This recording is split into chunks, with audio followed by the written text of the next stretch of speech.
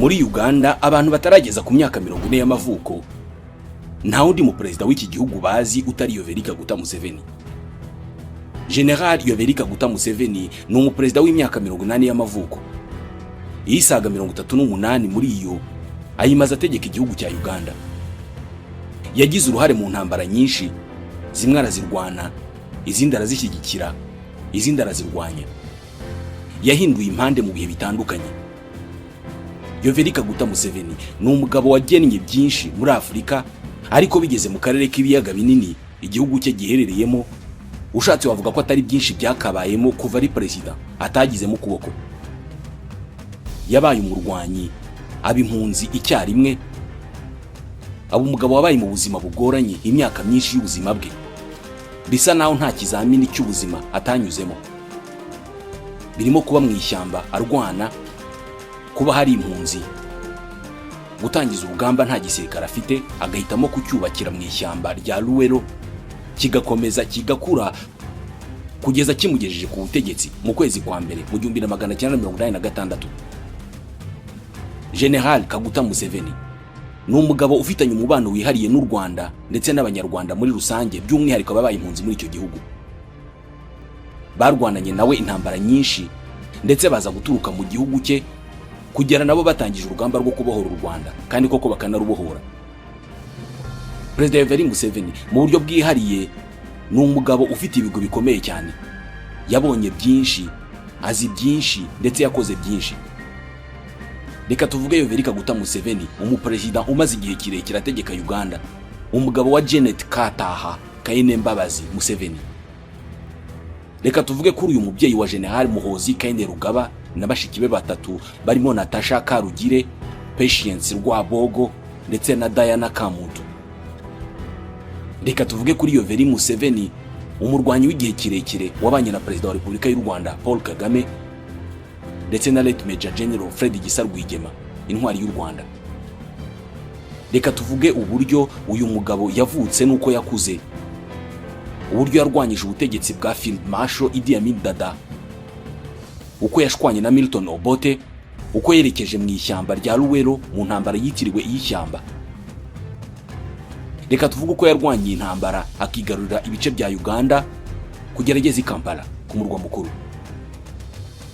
Reka tuvuge uko yafashe ubutegetsi muri Uganda akabugumana imyaka 38 yose nta nuratinyuka kugerageza kubwegera, nubaka abagitegeka icyo gihugu ku myaka 80 y'amavuko.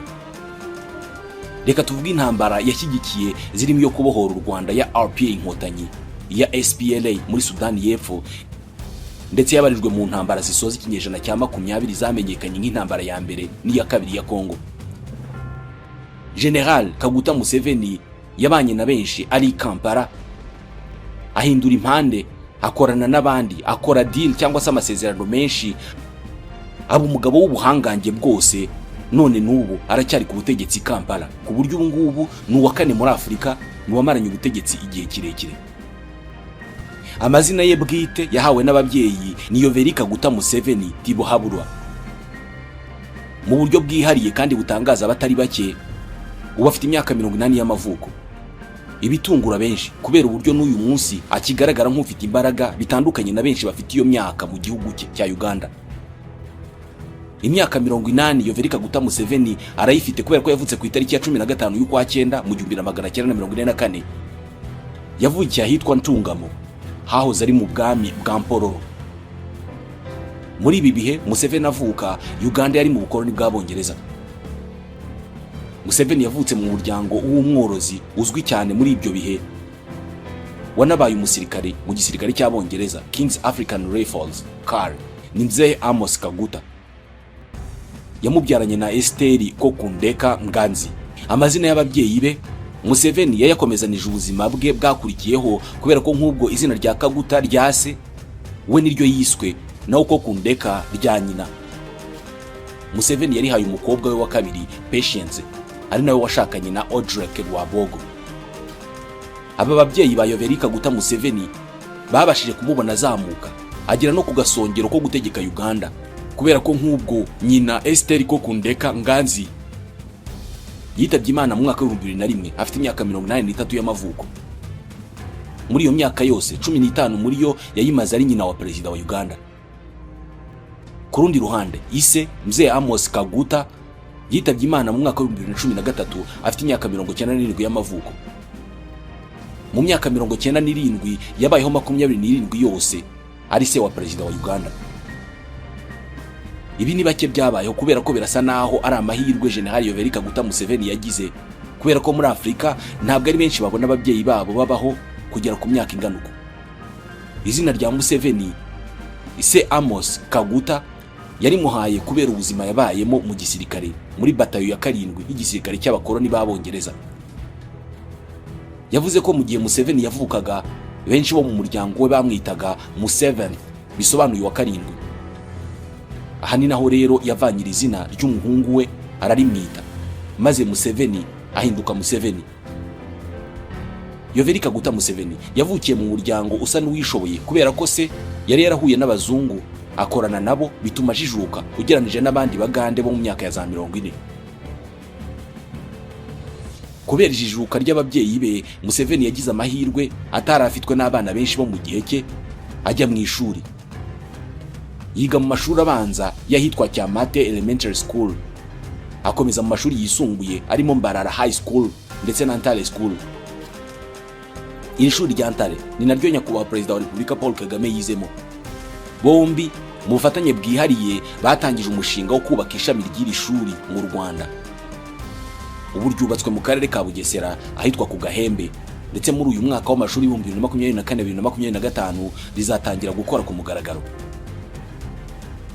Yoweri Museveni yize muri iryo shuri nyuma y'imyaka 6 gusa ritangiye, hagati y'umwaka wa 1962 n'1966, mu gihe Paul Kagame yari yizemo hagati y'umwaka wa 1972 n'1976. Bose bahuriza ku kuba iki kigo gitanga ubumenyi n'uburere bifite ireme rikomeye. Ejo bundi aha perezida wa Repubulika y'u Rwanda Paul Kagame yashimye perezida Yoweri Museveni wa Uganda kubera umusanzu yatanze mu iyubakwa rya Ntare School mu karere ka Bugesera.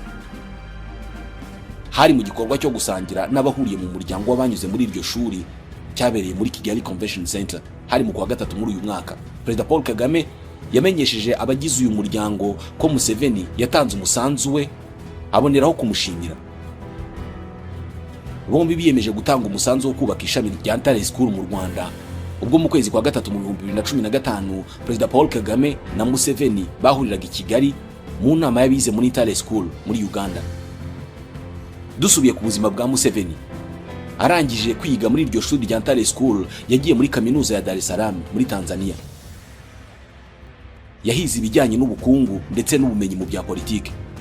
Yayirangijemo mu mwaka wa 1970 afite impamyabumenyi y'icyiciro cya 2 cya kaminuza. Iyi kaminuza yayizemo kuva mu 1967 kugera mu mwaka wa 1970. Yiga muri iri shuri, Kaguta Museveni niho urugendo rwe rwa politike rwatangiriye. Muri iryo shuri yihuje n'abandi banyeshuri bashinga itsinda ry'abanyeshuri bari bahuje ibitekerezo bijyanye no kubohora Afrika mu mpinduramatwara zari zigezweho icyo gihe za gisosiyaliste. Iri tsinda ryatangijwe n'aba banyeshuri ryitwaga University Students African Revolutionary Front USARF. Ryashinzwe mu mwaka wa 1967 ndetse inyandiko nyinshi zivuga ko Yoweri Kaguta Museveni ari we ubwe warishinze. Gusa ikizwi neza, yagize uruhare rukomeye mu gushinga iryo huriro. Yari tegetse imyaka yose yabaye muri iyi kaminuza ya Dar es Salaam, kubera ko yatowe n'abarigize bari muri iyi kaminuza. Bari no muri iryo huriro bakomokaga mu bihugu bitandukanye birimo Kenya, Zambia, Malawi, Zimbabwe, Ethiopia, Sudan, Tanzania, Uganda n'ibindi bihugu. Umwe mu babaye muri iyo kaminuza ya Dar es Salaam wanabaye muri iryo tsinda ni John Garang, umugabo wayoboye abaturage bo muri Sudan y'Epfo mu ntambara yabo yo gushaka ubwigenge bw'icyo gihugu. Muri ibyo bihe iri shami rya USRF ryari rifitanye imikoranire n'ubufatanye n'imitwe itandukanye yaharaniraga kubohora ibihugu bitandukanye by'umugabane wa Afrika, by'umwihariko umutwe wa Frelimo wari ugamije kubohora igihugu cya Mozambique. Ndetse mu bufatanye bukomeye bw'iri huriro na Frelimo, byageze aho bamwe mu bari barigize babonye imyitozo ya gisirikari binyuze muri Frelimo.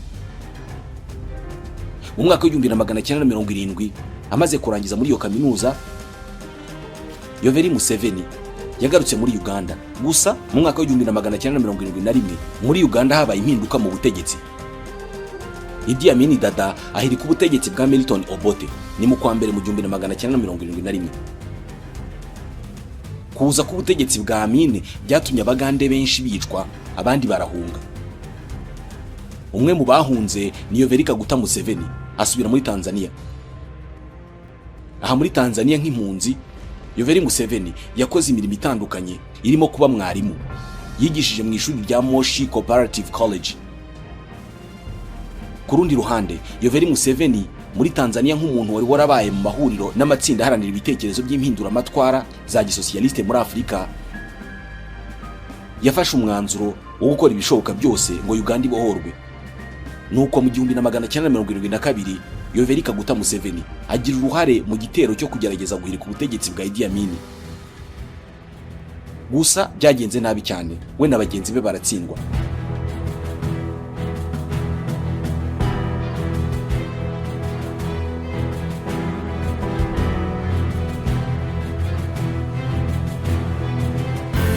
Nyuma y'aha ngaha, Yoweri Museveni ku mugaragaro mu ntangiriro z'umwaka w'1970 yashinze umutwe ufite iyo nshingano yo kubohora Uganda, awita Front for National Salvation, FRONASA.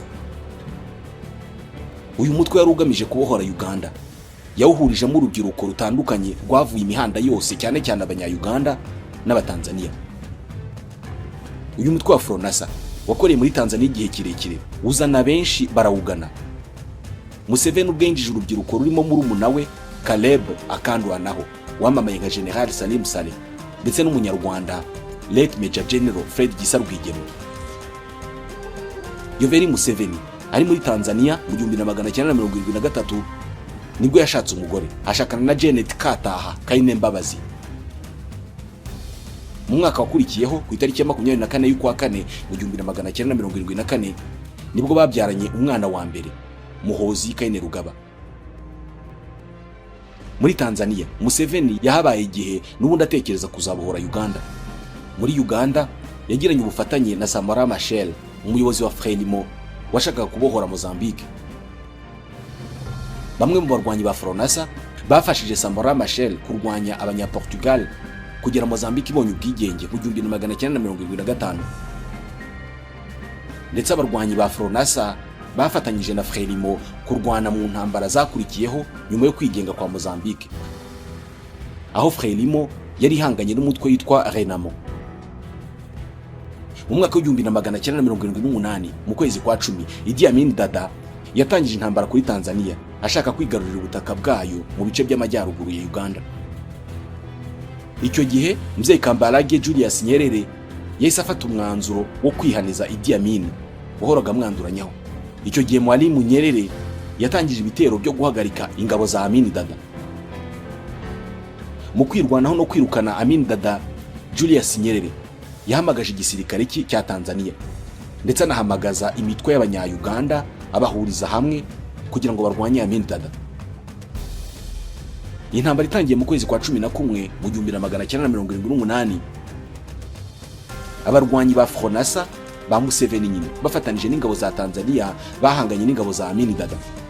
Itsinda ry'ingabo za Tanzania n'abarwanyi ba FRONASA ya Yoweri Museveni yari iyobowe n'umusirikare wa Tanzania Silas Mayunga. Abarwanyi ba FRONASA bari kumwe n'igisirikare cya Tanzania barwanye mu bice bitandukanye ndetse mu buryo bwihariye ku giti cye. Yoweri Museveni yarwanye mu bitero byo gufata ibice bya Mbarara n'ibindi bice by'uburengerazuba bwa Uganda. Mu gihe cy'intambara yo guhangana na Amin Dada, Kaguta Museveni yajyaga ku mirongo y'imbere ku rugamba akayobora imirwano, ndetse ikindi gihe yabaga ari muri Tanzania.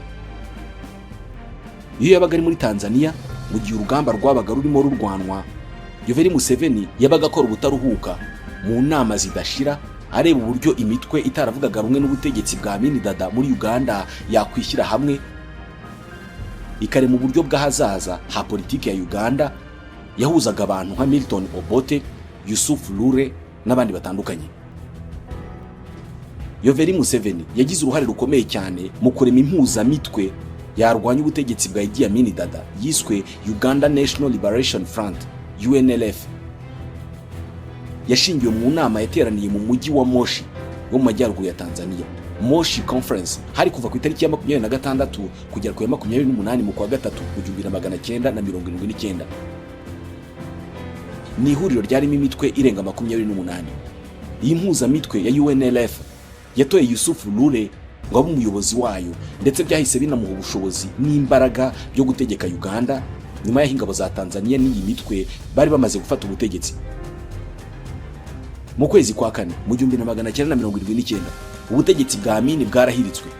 Yusuf Lule wari uyoboye UNLF ahita aba perezida w'inzibacyuho wa Uganda, maze Yoweri Museveni aba umunyamabanga wa leta muri minisiteri y'ingabo, ndetse yari n'umuyobozi wungirije wa komisiyo ya gisirikare. Gusa Yoweri Museveni mu gihe habagaho kugabana ubutegetsi nyuma yo guhirika bwa Idi Amin, ntabwo yanyuzwe n'iby'umutwe wa Fronasa wahawe. Ku rundi ruhande, ibibazo mu butegetsi bwa Uganda byarakomeje kubera ko ihuriro rya UNLF ryari ryaragiyeho ngo rihirike Amin byasigaye ntacyo riharanira, maze abari baragize uruhare mu kurushinga batangira guhanganira ubutegetsi. Ihangana ryatangiye ribirindura ubutegetsi bwa Yusuf Lule, kuko kubera ubwumvikane buke muri iri huriro uyu mugabo Lule yabaye perezida w'inzibacyuho ategeka iminsi 68 kugera ku itariki ya 20 mu kwa gatandatu mu 1979. Icyo gihe yasimbuwe na Godfrey Lukogwa Binaisa. Uyu Godfrey Binaisa nawe ntabwo yorohewe kubera ko mu mezi 11 kugera ku itariki ya 12 mu kwa gatanu mu 1980 yakuweho na komisiyo ya gisirikare. Iyi komisiyo umuyobozi wayo Paul Mawanga yari yungirijwe na Yoweri Museveni, harimo n'abandi basirikare bakuru barimo Oyite Ojoke ndetse na Tito Okello. Paul Mawanga yategetse kuva ku itariki ya 10 kugera ku ya 22 z'uko kwezi kwa gatanu mu 1980. Amezi 7 yakurikiyeho ubutegetsi bwari mu biganza by'iyi komisiyo ya gisirikare, n'ubundi yari yobowe na Paul Mawanga kugeza habaye amatora ku itariki ya 15 y'ukwa 12 mu 1980. Muri uwo mwaka wa 1980 Milton Obote yashinze ishyaka rya Uganda People Congress UPC, naho Kaguta Museveni ashinga irindi shyaka rya Uganda Patriotic Movement UPM. Ndetse Kaguta ajya mu matora yo mu kwa 12 mu 1980 ariko atsindwa na Obote. Iki gihe Yoweri Museveni yateye hejuru cyane avuga ko yibwa amajwi kubera ko ngo Milton Obote atamurushaga kwamamara no gukundwa n'Abagande, kuko nk'ubwo Museveni yari umuyobozi wungirije wa komisiyo ya gisirikare.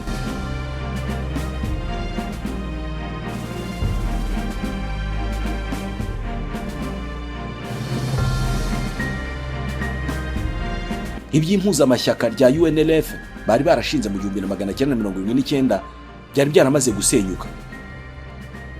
Nta mbaraga byari bigifite rwose, yari yaragiyeho nyine igamije guhirika ubutegetsi bwa Amin kandi bwari bwarahirimye.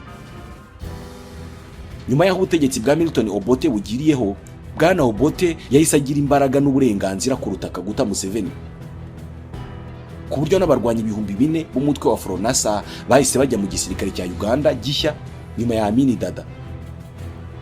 Bagabanywa muri za unite zitandukanye z'icyo gisirikare bakwirakwizwa mu gihugu hose. Fronasa itandukana iryo. Ibi byatumye Museveni atakaza imbaraga ahubwo zisigaranwa na Milton Obote. Nyuma y'amatora yo mu kwezi kwa 12 mu 1980 ukutumvikana kwa Museveni na Obote noneho kwareruye cyane. Ishyaka rya UPC rya Obote rihita ribona ubutegetsi. Museveni nawe utarabyishimiye ategura kwinjira mu rugamba rwo kubohora Uganda. Akaka ubutegetsi Milton Obote yashinjaga kumwiba amajwi. Wibuke icyo gihe Yoweri Museveni yari afite ishyaka rya Uganda Patriotic Movement UPM. Icyo gihe rero yahise ashinga ishami rya gisirikare ry'iryo shyaka aryita Uganda Patriotic Army UPA. Uko niko ku itariki ya 6 y'ukwa 2 mu 1981 Yoweri Kaguta Museveni muri iri shami rya gisirikare rya Uganda Patriotic Army yahise afata abagabo 40 barimo 26 nawe 27 bari bafite intwaro batangiza intambara yiswe y'ishyamba. Muri aba bagabo 27 bari bafite intwaro batangije urugamba rwo kubohora Uganda bari kumwe na Yoweri Museveni, harimo abanyarwanda babiri abagabo amateka azahora yibuka, Paul Kagame na Fred Gisa Rwigema. Uru rugamba rwo ku itariki ya 6 y'ukwa kabiri mu 1981 ni igitero igisirikare cya UPA cyatangije ku gisirikare cya Uganda. Aha noneho mu buryo bweruye Yoweri Kaguta Museveni yagiye mu ntambara, ajya mu ishyamba rya Luwero ahashinga ibirindiro yubaka igisirikare. Mu kwezi kwa gatandatu mu 1981 mu nzira ikomeye cyane yo gukomeza urugamba rwo kubohora Uganda, Museveni yahuje imbaraga na Yusufu Lule wari waregujwe ku butegetsi mu kwezi kwa gatandatu mu 1979. Uyu Lule amaze kwirukanwa ku butegetsi yashinze umutwe yise Uganda Freedom Fighters UFF, nawe arwanya ubutegetsi bwa Milton Obote. Mu rwego rwo guhuza imbaraga mu kwezi kwa gatandatu mu 1981 Yoweri Kaguta Museveni mu ishyaka rye rya Uganda Patriotic Movement n'ishami rya gisirikare ryaryo Uganda Patriotic Army yahuje imbaraga na Lule n'umutwe wa UFF bashinga ikiswe National Resistance Movement NRM. Umutwe wahise ugira igisirikare National Resistance Army NRA. Icyo gihe Yusufu Lule yabaye umuyobozi w'umutwe wa politike National Resistance Movement, naho Yoweri Museveni aba umugaba w'ingabo w'ishami rya gisirikare rya National Resistance Army. Maze General Kaguta ategeka igisirikare cye aratuza, abona imbaraga ahangana n'igisirikare cya leta ya Milton Obote aharanira kubohora Uganda. Iyi ntambara Yoweri Museveni yayitangije ku gisirikare cya leta ya Obote, barahangana bikomeye cyane. Museveni ahamagara urubyiruko rw'Abagande ndetse n'abari mu mpunzi z'Abanyarwanda zari muri Uganda. Basanga Museveni mu ishyamba, ariko cyane cyane basanga Kagame na Rwigema. Icyo gihe mu myaka 4 igisirikare cya NRA cyarwanye, cyagabye ibitero ku ngabo za leta ya Milton Obote, bimubana ibibazo bikomeye, igihugu kiranga neza. Bwana Obote yageze aho biramunanira burundu, maze nabo bari bafatanije bamukuraho amaboko. Ku itariki ya 27 y'ukwa karindwi mu 1985 Lieutenant General Tito Okello amuhirika ku butegetsi, maze Obote arahunga yigira muri Kenya. Nyuma yaho ajya kuba muri Zambia nkuko byagenze mu 1971 ahirikwa na Amini Dada. N'icyo gihe nabwo General Okello nawe yarabikoze. Ahangaha General Yoweri Museveni yafashwe n'uburakari bukomeye kubera ko General Okello yarabaye nk'ushimuta impindura amatwara yaramaze imyaka inarwanira, gusa icyo gihe yiyemeje gukomeza kurwana. Tito Okello nawe ubutegetsi yagabanye ntabwo yabashije kuburinda, ahubwo ibitero bya NRA ya General Museveni byarihuse cyane, biba byinshi bigana impande zose biratangatanga, maze nawe atangira kubyerekeza ku murwa mukuru Kampala. Mu bitero byayobowe na murumuna wa General Museveni, General Salim Saleh, biremereye cyane byerekeje Kampala, birangira ku itariki ya 26 y'ukwa mbere mu 1986 igisirikare cya NRA gitsinze intambara. Umujyi wa Kampala urafatwa. Muri iyi ntambara nk'umuyobozi w'urugamba, Kaguta Museveni yayoboye igisirikare cye mu buryo bukomeye cyane. Harimo abasirikare b'abarwanyi basobanukiwe neza iby'intambara ndetse n'ibya politike. Museveni niwe mu general muri Afrika wa mbere wagerageje kurema umusirikare n'umunyapolitike icyarimwe. Ibi byatanze umusaruro mu rugamba yarwanyemo. Yoweri Museveni mu bushobozi bwe bwo kuyobora intambara byarangiye ageze ku butegetsi muri Uganda. Amaze gufata ubutegetsi aba president wa Uganda. Museveni amaze gutangazwa nka president wa Uganda, yahise atangiza urugamba rwo kubaka ubutegetsi buhamye bwa Uganda buzamara igihe kinini. Kuva yabona ubwigenge mu 1962 Uganda yategetswe n'abaperezida 8. Umushinga wo kubaka ubutegetsi bwa Uganda no kuzamura ubukungu bwayo wamaze imyaka 10 y'inzibacyuho. Muri icyo gihe cy'ubutegetsi bw'inzibacyuho, Kaguta Museveni yahanganye n'imitwe y'abarwanyi bo mu majyaruguru ya Uganda b'Abacholi Tito Okello yakomokagamo, bagabye ibitero ku butegetsi bwa Museveni inshuro nyinshi.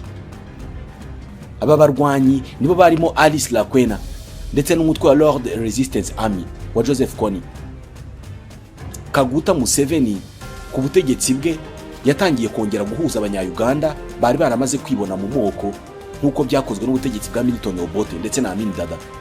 Nyuma y'imyaka 10 mu mwaka wa 1996 muri Uganda hateguwe amatora n'ubundi yatsinzwe na Museveni. N'ubundi andi matora nk'aya yabaye mu 2001, mu 2006, mu 2011, mu 2016 ndetse n'ejo bundi mu 2021. Hose Yoweri Museveni yatsinze amatora ku buryo byamuhaye kuba ariwe utegeka Uganda kuva mu 1986, ubu hakaba hashize imyaka 38 akiriwe perezida. Ku butegetsi bwe mbere y'ibindi byose yahaye Uganda umutekano, yubaka ubutegetsi bwa Uganda abuha umurongo burafatika bitandukanye nuko byari bimeze mbere.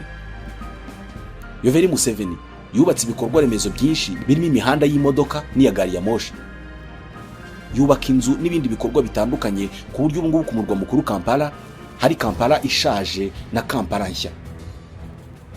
Mu bijyanye n'uburezi, Yoweri Museveni yashyizeho uburyo bwo kwigira ubuntu mu mashuri abanza. Mu bijyanye n'ubuzima, Yoweri Museveni yarwanyije bikomeye icyorezo cya sida cyari cyarayogoje abagande ku buryo mu myaka ya za 80 umuntu wese yararwaraga akabanza gukekwaho sida. Mu ruhando mpuzamahanga, Yoweri Kaguta Museveni yaramenyekanye cyane kubera ko haba ku isi muri rusange, ku mugabane wa Afurika ndetse no mu karere Uganda iherereyemo, uyu mugabo yagize uruhare rukomeye cyane mu byagiye biranga politiki.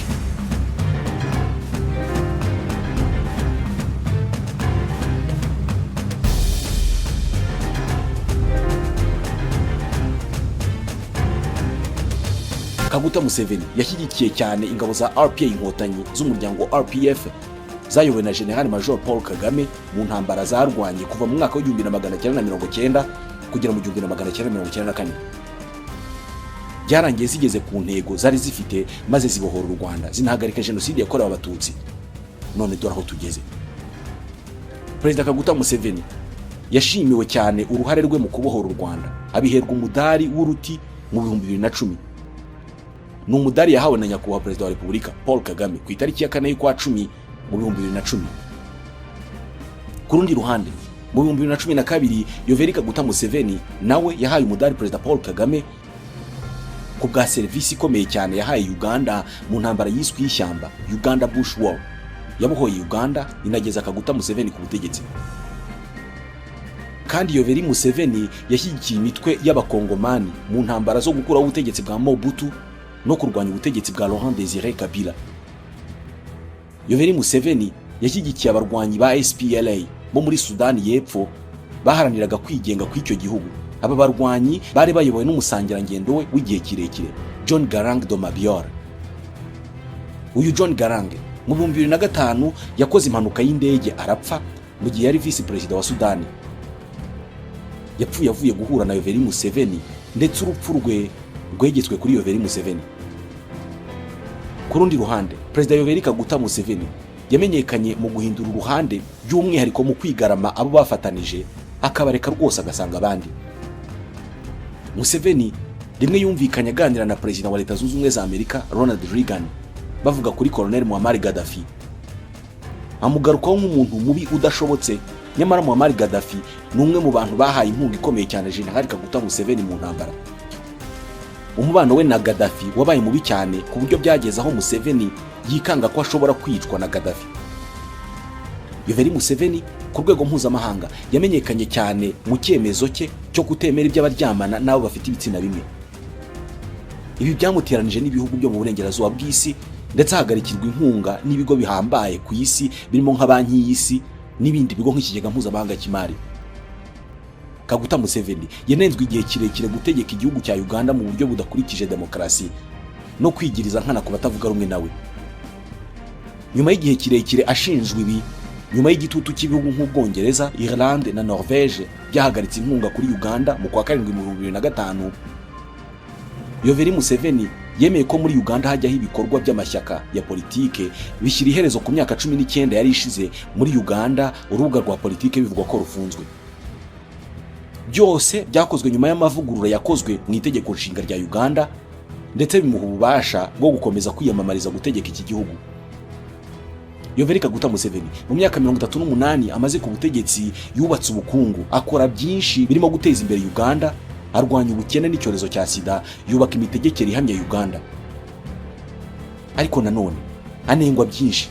Icyambere anengwa ni ukwiharira ubutegetsi akabutindaho bikomeye. Kaguta Museveni mu gutinda ku butegetsi kwe ashinjwa kwigiriza nkana ku batavuga rumwe nawe, agashinjwa kubafunga kenshi, kubakubitira ku karubanda bazira gushaka kumusimbura ku butegetsi. Uwo bahanganye igihe kirekire ni Colonel Dr Kiza Besige. Ubugezweho muri iyi minsi ni Robert Kyagulanyi wamenyekanye nka Bobi Wine, wabaye umuhanzi ukomeye cyane muri Uganda. Uyu niwe wahanganye na Yoweri Museveni mu matora aheruka mu 2021.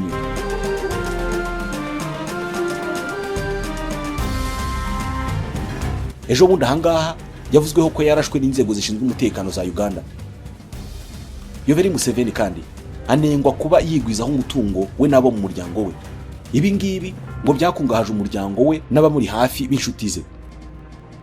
Yoweri Museveni abamushinja ibi bavuga ko yahaye inshingano zo kwigwizaho amafaranga ya Uganda yo kumukungahaza we n'umuryango we, ngo ari murumuna we General Salim Saleh. Kandi Kaguta Museveni yashinjwe ngo kuba ashaka kuba perezida wa Uganda igihe kirekire, ndetse ngo yanava ku butegetsi akawusigira umuhungu we General Muhoozi Kainerugaba, biciye mu mushinga ukomeye cyane bise Muhoozi Project cyangwa se MK Project. Museveni w'imyaka 80 y'amavuko ukigaragara nk'ukomeye n'ubu aracyari ku butegetsi ku murwa mukuru Kampala. Ntibiramenyekana niba Kaguta Museveni azakomeza gutegeka Uganda cyangwa niba azaharira abandi barimo n'umuhungu we nk'uko bikekwa. Gusa ikizwi neza ni uko ngubu aza ku mwanya wa 4 mu bamaze ku butegetsi igihe kirekire ku mugabane wa Afurika, nyuma ya Theodore Obiang Nguema muri Guinea Equatoriale umaze ku butegetsi imyaka 45, Paul Biya muri Cameroon umazeho imyaka 42, Denis Sassou Nguesso muri Repubulika ya Congo umaze imyaka 40 ku butegetsi, ndetse na Yoweri Museveni uza ku mwanya wa 4 umaze imyaka 38. Nk'uko twigeze kubikomozaho, yashakanye na Janet Kainembabazi Kataha wamenyekanye nka Janet Museveni, babyaranye abana 4 barimo Muhoozi wavutse mu 1974 na bashiki be 3 barimo Natasha wavutse mu 1975, Patience Kokundenka wavutse mu 1978, ndetse na Diana wavutse mu 1980. Uyu Yoweri Museveni afite abuzukuru 9. Mu myaka 80 amaze ku isi yamenyekanye mu ntambara nyinshi, yavuzwe muri byinshi, yahanganye na benshi, ahangana na byinshi. Ntawuzi ikigiye gukurikiraho mu buzima bwe.